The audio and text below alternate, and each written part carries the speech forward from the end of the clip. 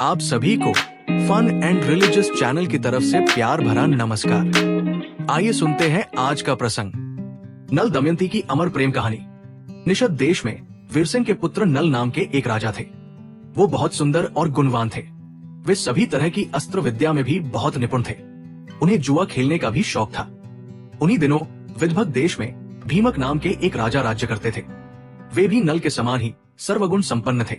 उन्होंने दमन ऋषि को प्रसन्न करके वरदान में 4 संतान प्राप्त की थी, 3 पुत्र और 1 कन्या। पुत्रों के नाम थे दम, दांत व दमन। पुत्री का नाम था दमयंती। दमयंती लक्ष्मी के समान रूपवती थी। बड़ी बड़ी आंखें थी। उस समय देवताओं और यक्षों में कोई भी कन्या इतनी रूपवती नहीं थी। उन दिनों बहुत लोग उस देश में आते और राजा नल से दमयंती के गुणों का बखान करते। एक दिन राजा नल ने अपने महल के उद्यान में कुछ हंसों को देखा। उन्होंने एक हंसे को पकड़ लिया। हंस ने कहा, आप मुझे छोड़ दीजिए तो हम लोग दमयंती के पास जाकर आपके गुणों का ऐसा वर्णन करेंगे कि वो आपको जरूर वर के रूप में स्वीकार कर लेगी। वे सब हंस उड़कर राजकुमारी दमयंती के पास गए। दमयंती उन्हें देखकर बहुत खुश हुई। हंसों को पकड़ने के लिए दौड़े लगी। दमयंती जिस हंस को पकड़कर दौड़ती, वही हंस बोल उठता, रानी दमयंती निषद देश का एक नल नाम का राजा है। वो राजा बहुत सुंदर है। मनुष्यों में उसके समान सुंदर और कोई नहीं है। वो मानो साक्षात कामदेव का स्वरूप है। यदि तुम उसकी पत्नी बन जाओ तो तुम्हारा जन्म और रूप दोनों सफल हो जाए। वो अश्विनी कुमार के समान सुंदर है। मनुष्यों में उसके समान सुंदर और कोई नहीं है। जैसे तुम स्त्रियों में रत्न हो, वैसे ही नल पुरुषों को भूषण है। तुम दोनों की जोड़ी बहुत सुंदर है। दमयंती ने कहा, हंस तुम नल से भी ऐसी ही बात कहना। हंस ने लौटकर राजा नल को उनका संदेश दिया। दमयंती हंस के मुंह से राजा नल की कीर्ति सुनकर उनसे प्रेम करने लगी।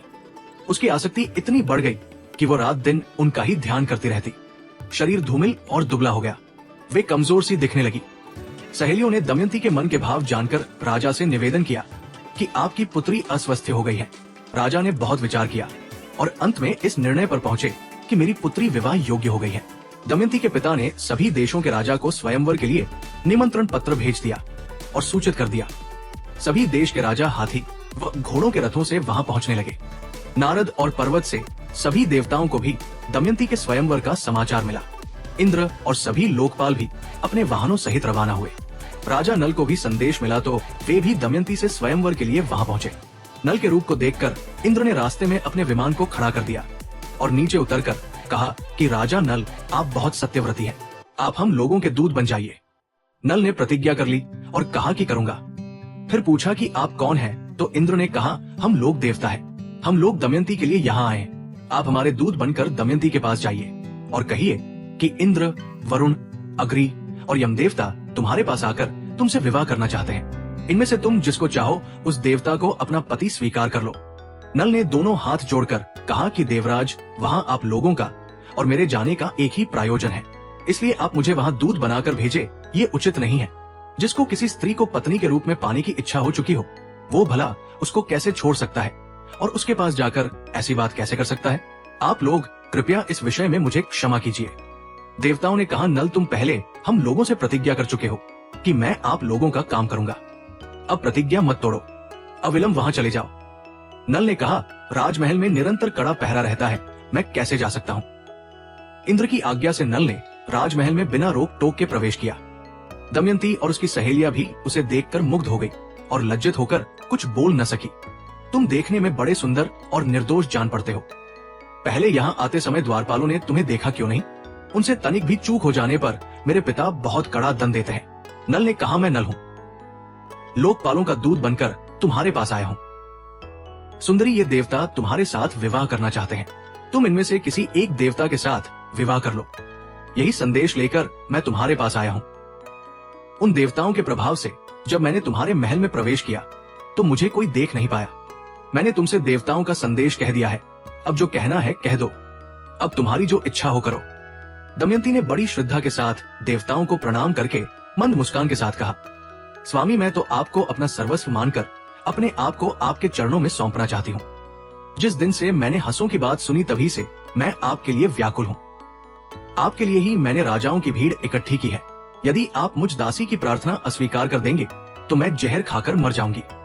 राजा नल ने दमयंती से कहा, जब बड़े बड़े लोकपाल तुमसे शादी करना चाहते हैं, फिर तुम मुझ मनुष्य से क्यों शादी करना चाहती हो? मैं तो उन देवताओं के चरणों की धूल के बराबर भी नहीं हूं। तुम अपना मन उन्हीं में लगाओ। देवताओं का अप्रिय करने पर इंसान की मृत्यु हो सकती है। तुम मेरी रक्षा करो और उनको वरण कर लो। नल की बात सुनकर दमयंती घबरा गई। उसकी आंखों में आंसू छलक आए। उस समय दमयंती का शरीर कांप रहा था, हाथ जुड़े हुए थे। उसने कहा, मैं आपको वचन देती हूँ कि मैं आपको ही पति के रूप में वरण करूंगी। राजा नल ने कहा, अच्छा तब तो तुम ऐसा ही करो, परंतु ये बताओ कि मैं यहाँ उनका दूध बनकर आया हूँ। अगर इस समय मैं अपने स्वार्थ की बात करने लगूं तो ये कितनी बुरी बात है। मैं तो अपना स्वार्थ तभी बना सकता हूँ जब वो धर्म के विरुद्ध ना हो। तब दमयंती ने गदगद कंठ से कहा, राजा, इसके लिए एक निर्दोष उपाय है। उसके अनुसार काम करने पर आपको दोष नहीं लगेगा। वो उपाय ये है कि आप सभी लोकपालों के साथ स्वयंवर मंडप में आए। मैं आपको वर मान लूंगी, तब आपको दोष भी नहीं लगेगा। देवताओं के पूछने पर उन्होंने कहा, मैं दमयंती के पास गया तो मुझे देखकर वे और उनकी सखिया सभी मुझ पर मोहित हो गई, और आप लोगों के प्रस्ताव को उनके सामने रखने के बाद भी वे मुझे ही वरण करने पर तुली है। स्वयंवर की घड़ी आई। राजा भीमक ने सभी को बुलवाया। शुभ मुहूर्त में स्वयंवर रखा गया। सब राजा अपने अपने निवास स्थान से आकर स्वयंवर में यथास्थान बैठ गए। तभी दमयंती वहां आई। सभी राजाओं का परिचय दिया जाने लगा। दमयंती एक एक को देखकर आगे बढ़ने लगी। आगे एक ही स्थान पर नल के समान ही वेशभूषा वाले 5 राजकुमार खड़े दिखाई दिए। ये देखकर दमयंती को संदेह हो गया। वो जिसकी ओर देखती उन्हें सिर्फ राजा नल ही दिखाई देते।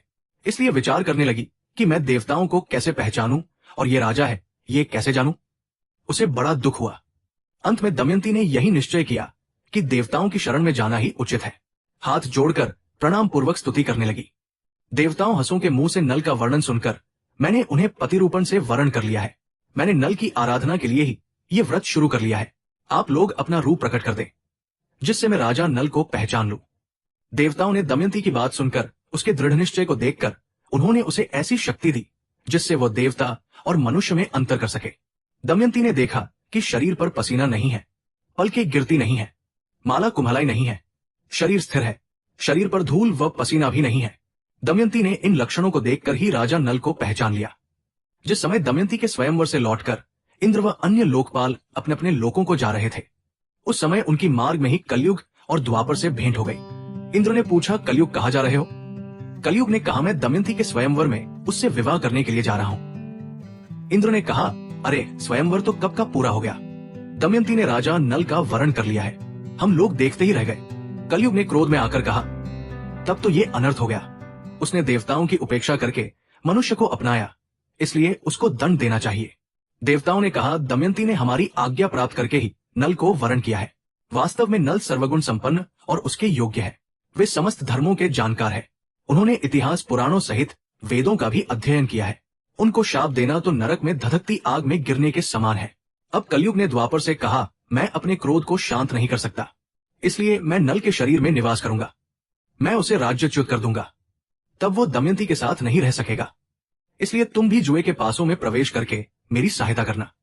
द्वापर ने उसकी बात स्वीकार ली। द्वापर और कलयुग दोनों ही नल की राजधानी में आ बसे। 12 वर्ष तक वे इस बात की प्रतीक्षा में रहे कि नल में कोई दोष दिख जाए। एक दिन राजा नल संध्या के समय लघुशंका से निवृत्त होकर पैर धोए बिना ही आचमन करके संध्या वंदन करने बैठ गए। ये अपवित्र अवस्था देखकर कलयुग उनके शरीर में प्रवेश कर गया।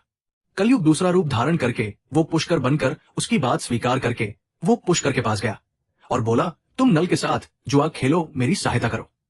जुए में जीतकर निषद राज का राज्य प्राप्त कर लो। पुष्कर उसकी बात स्वीकार करके नल के पास गया। द्वापर भी पासे का रूप धारण करके उसके साथ चला। जब पुष्कर ने राजा नल को जुआ खेलने का आग्रह किया, तब राजा नल दमयंती के सामने अपने भाई की बार की ललकार सह ना सके। उन्होंने पासे खेलने का निश्चय किया। उस समय नल के शरीर में कलयुग घुसा हुआ था, इसीलिए नल जो कुछ भी जुए में लगाते हार जाते। प्रजा और मंत्रियों ने राजा को रोकना चाहा, लेकिन जब वे नहीं माने तो मंत्रियों ने द्वारपाल को रानी दमयंती तक राजा को रोकने का संदेश पहुंचवाया। तब रानी नल दमयंती को बोली, आपकी पूरी प्रजा आपके दुख के कारण अचेत हुई जा रही है। इतना कहकर दमयंती भी रोने लगी। लेकिन राजा नल कलयुग के प्रभाव में थे, इसीलिए जो पासे फेंकते वही उनके प्रतिकूल पड़ते। जब दमयंती ने ये सब देखा तो उसने धाई को बुलवाया और उसके द्वारा राजा नल के सारथी वाषणे को बुलवाया। उन्होंने ने उससे कहा, सारथी, तुम जानते हो कि महाराज बहुत संकट में है। अब ये बात तुमसे छिपी नहीं है। तुम रथ जोड़ लो और मेरे बच्चों को रथ में बैठाकर कुंडिंगर ले जाओ। उसके बाद पुष्कर ने राजा नल का सारा धन ले लिया और बोला, तुम्हारे पास दावों पर लगाने के लिए और कुछ है या नहीं? यदि तुम दमयंती को दावों पर लगाने के लायक समझो तो उसे लगा दो, क्योंकि पत्नी का यही धर्म है। एक दिन राजा नल ने देखा कि बहुत से पक्षी उनके पास ही बैठे हैं। उनके पंख सोने के समान दमक रहे हैं। नल ने सोचा कि इनकी पांख से कुछ धन मिलेगा। ऐसा सोचकर उन्हें पकड़े के लिए नल ने उन पर अपना पहनने का वस्त्र डाल दिया। पक्षी उनका वस्त्र लेकर उड़ गए। अब नल नंगे होकर बड़ी दीनता के साथ मुंह नीचे करके खड़ा हो गए। पक्षियों ने कहा, तू नगर से एक वस्त्र पहनकर निकला था, उसे देखकर हमें बड़ा दुख हुआ था। ले, अब हम तेरे शरीर का वस्त्र लिए जा रहे हैं। हम पक्षी नहीं जुए के पासे हैं। नल ने दमयंती से पासे की बात कह दी। तुम देख रही हो, यहाँ बहुत से रास्ते हैं। एक अवंती की ओर जाता है, दूसरा पर्वत होकर दक्षिण देश को। सामने विंध्याचल पर्वत है। ये पयोषणी नदी समुद्र में मिलती है। सामने का रास्ता विदर्भ देश को जाता है। ये कौशल देश का मार्ग है। इस प्रकार राजा नल दुख और शोक से भरकर बड़ी ही सावधानी के साथ दमयंती को भिन्न भिन्न आश्रम मार्ग बताने लगे। दमयंती की आंखें आंसू से भर गई। दमयंती ने राजा नल से कहा, क्या आपको लगता है कि मैं आपको छोड़कर अकेली कहीं जा सकती हूँ? मैं आपके साथ रहकर आपके दुख को दूर करूंगी। दुख के अवसरों पर पत्नी पुरुष के लिए औषधि के समान है। वो धैर्य देकर पति के दुख को कम करती है। उस समय नल के शरीर पर वस्त्र नहीं था। धरती पर बिछाने के लिए एक चटाई भी नहीं थी। शरीर धूल से लथपथ हो रहा था। भूख प्यास से परेशान राजा नल जमीन पर ही सो गए। दमयंती भी उनके साथ ये सारे दुख झेल रही थी। राजा नल भी जमीन पर ही सो गए। दमयंती के सो जाने पर राजा नल की नींद टूटी। सच्ची बात तो ये थी कि वे दुख और शोक के कारण सुख की नींद सो भी नहीं सकते थे। वे सोचने लगे कि दमयंती मुझसे बड़ा प्रेम करती है। प्रेम के कारण ही उसे इतना दुख झेलना पड़ेगा। यदि मैं इसे छोड़कर चला जाऊं तो संभव है कि इसे सुख भी मिल जाए। अंत में राजा नल ने यही निश्चय किया कि इसे सुख भी मिल जाए। दमयंती सच्ची पतिव्रता है। इसके सतीत्व को कोई भंग नहीं कर सकता। इस प्रकार त्यागने का निश्चय करके और सतीत्व की ओर से निश्चिंत होकर राजा नल ने यह विचार किया कि मैं नंगा हूं और दमयंती के शरीर पर भी केवल एक वस्त्र है। फिर भी इसके वस्त्रों में से आधा फाड़ लेना ही श्रेयस्कर है। लेकिन फांडू कैसे? शायद ये जाग जाए। राजा नल ने यह सोचकर दमयंती को धीरे से उठाकर उसके शरीर का आधा वस्त्र फाड़कर शरीर ढक लिया। दमयंती नींद में थी। राजा नल उसे छोड़कर निकल पड़े। थोड़ी देर बाद वे शांत हुए और वे फिर धर्मशाला लौट आए। थोड़ी देर बाद जब राजा नल का हृदय शांत हुआ, तब वे फिर धर्मशाला में इधर उधर घूमने लगे और सोचने लगे कि अब तक दमयंती पर्दे में रहती थी, इसे कोई छू भी नहीं सकता था। आज ये अनाथ के समान आधा वस्त्र पहने धूल में सो रही है। ये मेरे बिना दुखी होकर वन में कैसे रहेगी? मैं तुम्हें छोड़कर जा रहा हूं। सभी देवता तुम्हारी रक्षा करें। उस समय राजा नल का दिल दुख के मारे टुकड़े टुकड़े हुआ जा रहा था। शरीर में कलयुग का प्रवेश होने के कारण उनकी बुद्धि नष्ट हो गई थी। इसीलिए वे अपनी पत्नी को वन में अकेली छोड़कर वहां से चले गए। जब दमयंती की नींद टूटी, तब उसने देखा कि राजा नल वहां नहीं है। ये देखकर वे चौंक गई और राजा नल को पुकारने लगी। जब दमयंती को राजा नल बहुत देर तक नहीं दिखाई पड़े तो वे विलाप करने लगी। वे भटकती हुई जंगल के बीच जा पहुंची। वहां अजगर दमयंती को निगलने लगा। दमयंती मदद के लिए चिल्लाने लगी तो एक व्याध के कान में पड़ी। वो उधर ही घूम रहा था। वो वहां दौड़कर आया और ये देखकर दमयंती को अजगर निगल रहा है। अपने तेज शस्त्र से उसने अजगर का मुंह चीर डाला। उसने दमयंती को छुड़ाकर नहलाया, आश्वासन देकर भोजन करवाया। दमयंती जब कुछ शांत हुई, व्याध ने पूछा, सुंदरी तुम कौन हो? किस कष्ट में पड़कर किस उद्देश्य से तुम यहाँ आए हो? दमयंती की सुंदरता, बोलचाल और मनोहरता देखकर व्याध मोहित हो गया। वो दमयंती से मीठी मीठी बातें करके उसे अपने बस में करने की कोशिश करने लगा। दमयंती उसके मन के भाव समझ गई। दमयंती ने उसके बलात्कार करने की चेष्टा को बहुत रोकना चाहा, लेकिन जब वो किसी प्रकार नहीं माना तो उसने शाप दे दिया कि मैंने राजा नल के अलावा किसी और का चिंतन कभी नहीं किया हो तो ये व्याध मरकर गिर पड़े। दमयंती के इतना कहते ही व्याध के प्राण पखेरु उड़ गए। व्याध के मर जाने के बाद दमयंती एक निर्जन और भयंकर वन में जा पहुंची। राजा नल का पता पूछती हुई वो उत्तर की ओर बढ़ने लगी। 3 दिन व रात बीत जाने के बाद दमयंती ने देखा कि सामने ही एक बहुत सुंदर तपोवन है, जहां बहुत से ऋषि निवास करते हैं। उसने आश्रम में जाकर बड़ी नम्रता के साथ प्रणाम किया और हाथ जोड़कर खड़ी हो गई। ऋषियों को प्रणाम किया। ऋषियों ने दमयंती का सत्कार किया और उसे बैठने को कहा। दमयंती ने एक भद्र स्त्री के समान सभी के हालचाल पूछे। फिर ऋषियों ने पूछा, आप कौन हैं? तब दमयंती ने अपना पूरा परिचय दिया और अपनी सारी कहानी ऋषियों को सुनाई। तब सारे तपस्वी उसे आशीर्वाद देते हैं कि थोड़े ही समय में निषद के राजा को उनका राज्य वापस मिल जाएगा। उसके शत्रु भयभीत होंगे, वह मित्र प्रसन्न होंगे और कुटुंबी आनंदित होंगे। इतना कहकर सभी ऋषि अंतर्ध्यान हो गए। दमयंती रोती हुई एक अशोक के वृक्ष के पास पहुंचकर बोली, तू मेरा शोक मिटा दे। शोक रहित अशोक, तू मेरा शोक मिटा दे। क्या कहीं तूने राजा नल को शोक रहित देखा है? तू अपने शोक नाशक नाम को सार्थक कर। दमयंती ने अशोक की परिक्रमा की और वो आगे बढ़ी। उसके बाद आगे बढ़ी तो बहुत दूर निकल गई। वहां उसने देखा कि हाथी, घोड़ों और रथों के साथ व्यापारियों का एक झुंड आगे बढ़ रहा है। व्यापारियों के प्रधान से बातचीत करके दमयंती को जब ये पता चला कि वे सभी चेदी देश जा रहे हैं, तो वो भी उनके साथ हो गई। कई दिनों तक चलने के बाद वे व्यापारी एक भयंकर वन में पहुंचे। वहां एक बहुत सुंदर सरोवर था। लंबी यात्रा के कारण वे लोग थक चुके थे, इसलिए उन लोगों ने वही पड़ाव डाल दिया। रात के समय जंगली हाथियों का झुंड आया। आवाज सुनकर दमयंती की नींद टूट गई। वो इस मांसाहार के दृश्य को देखकर समझ नहीं पा रही थी कि वो क्या करे। वे सभी व्यापारी मर गए। वो वहां से भाग निकली और दमयंती भागकर उन ब्राह्मणों के पास पहुंची और उनके साथ चलने लगी। शाम के समय वो राजा सुबाहु के यहाँ जा पहुंची। वहां उसे सब बावली समझ रहे थे। उसे बच्चे परेशान कर रहे थे। उस समय राजमाता महल के बाहर खिड़की से देख रही थी। उन्होंने अपनी दासी से कहा, देखो तो वो स्त्री बहुत दुखी मालूम होती है, तुम जाओ और मेरे पास ले आओ। दासी दमयंती को रानी के पास ले गई। रानी ने दमयंती से पूछा, तुम्हें डर नहीं लगता ऐसे घूमते हुए? तब दमयंती ने बोला, मैं एक पतिव्रता स्त्री हूं। मैं हूं तो कुलीन पर दासी का काम करती हूं। तब रानी ने बोला, ठीक है, तुम महल में ही रह जाओ। तब दमयंती कहती है कि मैं यहां रह तो जाऊंगी, पर मेरी 3 शर्त है। मैं झूठा नहीं खाऊंगी, पैर नहीं धोऊंगी और परपुरुष से बात नहीं करूंगी। रानी ने कहा, ठीक है, हमें आपकी शर्तें मंजूर है। जिस समय राजा नल दमयंती को सोती छोड़कर आगे बढ़े, उस समय वन में आग लग रही थी। तभी नल को आवाज आई, राजा नल शीघ्र दौड़ो, मुझे बचाओ। नागराज कुंडली बांधकर पड़ा हुआ था। उसने नल से कहा, राजन, मैं कर्कोटक नाम का सर्प हूं। मैंने नारद मुनि को धोखा दिया था। उन्होंने शाप दिया कि जब तक राजा नल तुम्हें न उठावे तब तक यही पड़े रहना। उनके उठाने पर तू शाप से छूट जाएगा। उनके शाप के कारण मैं यहां से एक भी कदम आगे नहीं बढ़ सकता। तुम इस शाप से मेरी रक्षा करो। मैं तुम्हें हित की बात बताऊंगा और तुम्हारा मित्र बन जाऊंगा। मेरे भार से डरो मत, मैं अभी हल्का हो जाता हूं। वो अंगूठे के बराबर हो गया। नल उसे उठाकर दावानल से बाहर ले आए। कारकोटक ने कहा, तुम अभी मुझे जमीन पर मत डालो, कुछ कदम गिनकर चलो। राजा नल ने ज्यों ही पृथ्वी पर 10वां कदम चला और उन्होंने कहा, 10 तो ही। कर्कोटक ने उन्हें डस लिया।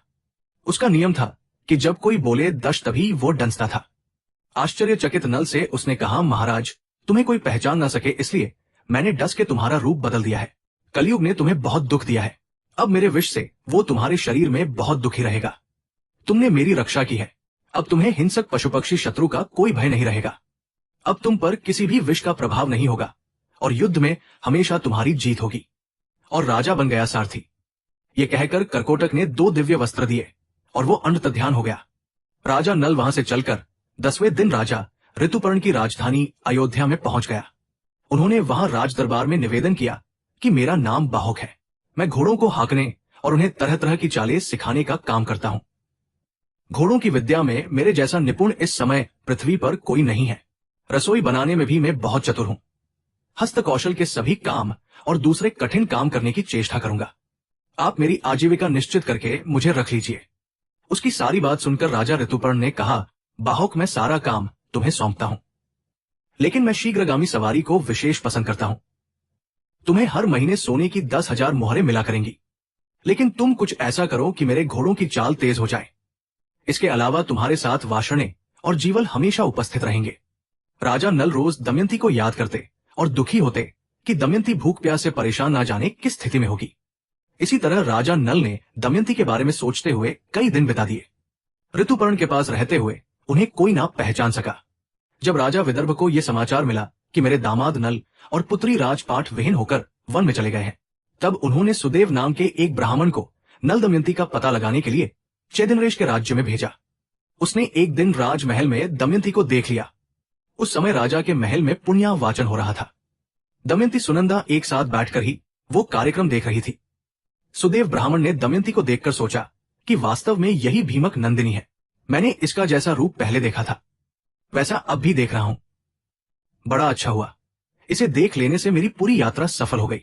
सुदेव दमयंती के पास गया और उससे बोला, दमयंती, मैं तुम्हारे भाई का मित्र सुदेव हूं। मैं तुम्हारी भाई की आज्ञा से तुम्हें ढूंढने यहां आया हूं।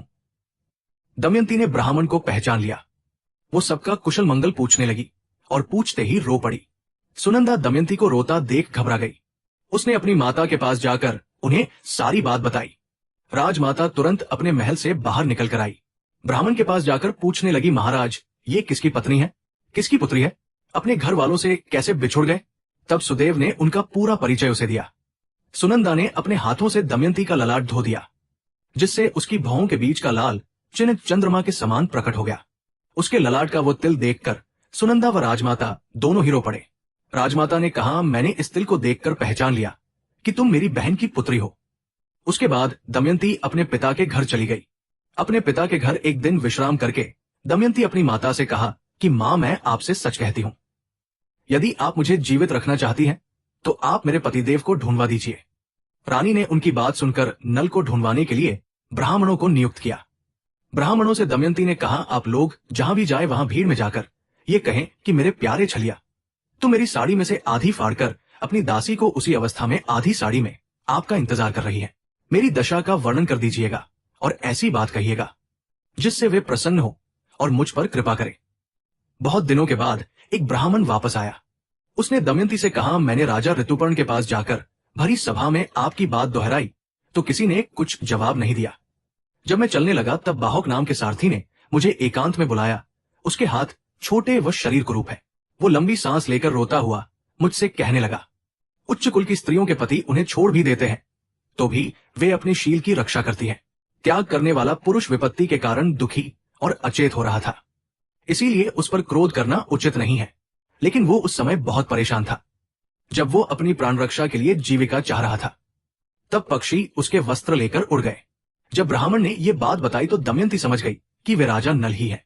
ब्राह्मण की बात सुनकर दमयंती की आंखों में आंसू भर आए। उसने अपनी माता को सारी बात बताई। तब उन्होंने कहा, आप ये बात अब अपने पिताजी से न कहें, मैं सुदैव ब्राह्मण को इस काम के लिए नियुक्त करती हूं। तब दमयंती ने सुदेव से कहा, ब्राह्मण देवता, आप जल्दी से जल्दी अयोध्या नगरी पहुंचे। राजा ऋतुपर्ण से ये बात कहिए कि दमयंती फिर से स्वेच्छानुसार पति का चुनाव करना चाहती है। बड़े बड़े राजा और राजकुमार जा रहे हैं। स्वयंवर की तिथि कल ही है, इसलिए यदि आप पहुंच सकें तो वहां जाइए। नल के जीने अथवा मरने का किसी को पता नहीं है, इसलिए कल वो सूर्योदय पूर्व ही पति वरण करेंगी।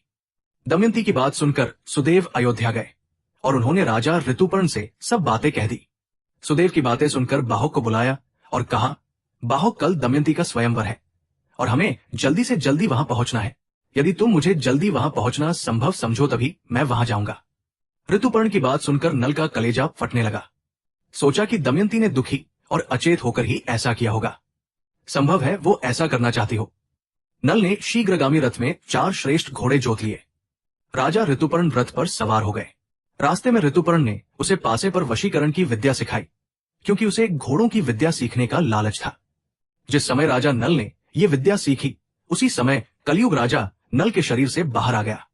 कलयुग ने नल का पीछा छोड़ दिया था, लेकिन अभी उनका रूप नहीं बदला था। उन्होंने अपने रथ को जोर से हाका और शाम होते होते वे विदर्भ देश में पहुंचे। राजा भीमक के पास समाचार भेजा गया। उन्होंने ऋतुपर्ण को अपने यहां बुला लिया। ऋतुपर्ण के रथ की गुंज से दिशाएं गुंज उठी। दमयंती रथ की घरघराहट से समझ गई कि जरूर इसको हाकने वाले मेरे पति देव हैं। यदि आज वे मेरे पास नहीं आएंगे तो मैं आग में कुछ जाऊंगी। उसके बाद अयोध्या नरेश ऋतुपर्ण जब राजा भीमक के दरबार में पहुंचे तो उनका बहुत आदर सत्कार हुआ। भीमक को इस बात का बिल्कुल पता नहीं था कि वे स्वयंवर का निमंत्रण पाकर यहां आए हैं। जब ऋतुपर्ण ने स्वयंवर की कोई तैयारी नहीं देखी तो उन्होंने स्वयंवर की बात दबा दी और कहा, मैं तो सिर्फ आपको प्रणाम करने चला आया। भीमक सोचने लगे कि 100 योजन से अधिक दूर कोई प्रणाम कहने तो नहीं आ सकता, लेकिन वे ये सोच छोड़कर भीमक के सत्कार में लग गए। बाहुक वाषणे के साथ अश्वशाला में ठहरकर घोड़ों की सेवा में लग गया। दमयंती आकुल हो गई कि रथ की ध्वनि तो सुनाई दे रही है पर कहीं भी मेरे पति के दर्शन नहीं हो रहे। हो ना हो वाषणे ने उनसे रथ विद्या सीख ली होगी। तब उसने अपनी दासी से कहा है, दासी तू जा और इस बात का पता लगा कि ये कुरूप पुरुष कौन है। संभव है कि यही मेरे पतिदेव हो। मैंने ब्राह्मणों द्वारा जो संदेश भेजा था वही उसे बतलाना और उसका उत्तर मुझसे कहना। तब दासी ने बाहुक से जाकर पूछा, राजा नल कहा है, क्या तुम उन्हें जानते हो? या तुम्हारा सारथी वाषणे जानता है? बाहुक ने कहा, मुझे उसके संबंध में कुछ भी मालूम नहीं है। सिर्फ इतना ही पता है कि इस समय नल का रूप बदल गया है। वे छिप कर रहते हैं। उन्हें या तो दमयंती या स्वयं वे ही पहचान सकते हैं, क्योंकि वे अपने गुप्त चिन्हों को दूसरों के सामने प्रकट नहीं करना चाहते हैं। अब दमयंती की आशंका और बढ़ गई और दृढ़ होने लगी कि यही राजा नल है। उसने दासी से कहा, तुम फिर बाहुक के पास जाओ और उसके पास बिना कुछ बोले खड़ी रहो। उसकी चेष्टाओं पर ध्यान दो। अब आग मांगे तो मत देना, जल मांगे तो देर कर देना। उसका एक एक चरित्र मुझे आकर बताओ। फिर वो मनुष्यों और देवताओं से उसमें बहुत से चरित्र देखकर वो दमयंती के पास आई और बोली, बाहुक ने हर तरह से अग्नि, जल व थल पर विजय प्राप्त कर ली है। मैंने आज तक ऐसा पुरुष नहीं देखा। तब दमयंती को विश्वास हो जाता है कि वो बाहुक ही राजा नल है। अब दमयंती ने सारी बात अपनी माता को बताकर कहा कि अब मैं स्वयं उस बाहुक की परीक्षा लेना चाहती हूं, इसलिए आप बाहुक को मेरे महल में आने की आज्ञा दीजिए। आपकी इच्छा हो तो पिताजी को बता दीजिए। रानी ने अपने पति भीमक से अनुमति ली और बाहुक को रानीवास बुलवाने की आज्ञा दी। दमयंती ने बाहुक के सामने फिर सारी बात दोहराई। तब दमयंती के आंखों से आंसू टपकते देखकर नल से रहा नहीं गया। नल ने कहा, मैंने तुम्हें जानबूझकर नहीं छोड़ा, नहीं जुआ खेला, ये सब कलियुग की करतूत है। दमयंती ने कहा कि मैं आपके चरणों को स्पर्श करके कहती हूं कि मैंने कभी मन से पर पुरुष का चिंतन नहीं किया हो तो मेरे प्राणों का नाश हो जाए। ऐसा अद्भुत दृश्य देखकर राजा नल ने अपना संदेह छोड़ दिया और कारकोटक नाग के दिए वस्त्र को अपने ऊपर ओढ़कर उसका स्मरण करके वे फिर असली रूप में आ गए। दोनों ने सबका आशीर्वाद लिया। दमयंती के मायके से उन्हें खूब धन देकर विदा किया गया। उसके बाद नल व दमयंती अपने राज्य में पहुंचे। राजा नल ने पुष्कर से फिर जुआ खेलने को कहा तो वो खुशी खुशी तैयार हो गया और नल ने जुए की हर बाजी को जीत लिया। इस तरह नल व दमयंती को फिर से अपना राज्य व धन प्राप्त हो गया। आज की कथा को यही समाप्त करते हुए आपसे विदा लेते हैं। आप ऐसे ही और कथाओं का आनंद लेने के लिए हमारे channel fun and religious stories को ज्यादा से ज्यादा लाइक करें, शेयर करें और सब्सक्राइब करें। धन्यवाद। जय श्री राम।